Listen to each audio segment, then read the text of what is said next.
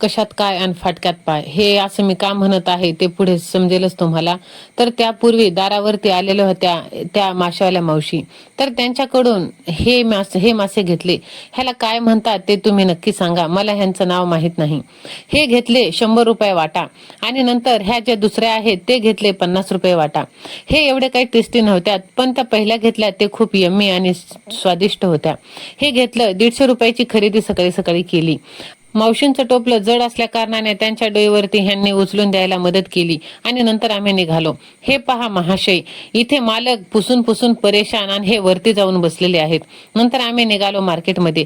कशासाठी? तर आमचा टीव्ही खराब झालेला, तो मागच्या रविवारी टाकलेला होता. चक्क 8 दिवसानंतर तो आज दुरुस्त करून मिळालेला.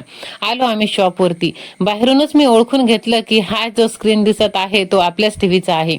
नंतर आम्ही तिथे गेलो आणि त्या काकांकडून समजून घेतलं की टीव्ही खराब होऊ नये म्हणून काय काय काळजी घ्यावी ती त्यांनी सांगितलं. कारण की इकडे खूप पाऊस जास्त असल्या कारणाने लाईट सारखी ये जा करत असते आणि त्यामुळे इलेक्ट्रिक वस्तू ह्या खराब होत असतात.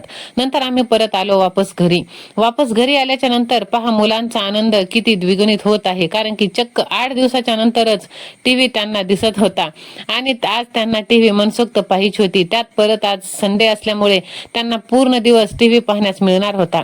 कशाचं काय आणि फाटक्यात पाय. एवढे कष्ट करून एवढे हे वाट पाहून कसं तरी टीव्ही ऑन केला आणि पाहतो तर काय, तर टीव्हीचा रिचार्ज संपलेला. मग नंतर काय करणार? जिथे फ्री डिश आहे, फ्री मध्ये चॅनल्स पाहायला भेटतात, तिथे हाकनाक 200 रुपयाचा रिचार्ज करावा लागला. आणि रिचार्ज केल्याच्या नंतर मग टीव्ही ऑन झाला आणि मुलांनी दिवसभर एन्जॉय केला. तर मैत्रिणींनो, तुमच्याही सोबत असंच होतं का? कमेंट करून नक्कीच सांगा. भेटूया परत अशा छानशा व्लॉग मध्ये. तोपर्यंत काळजी घ्या आणि बाय.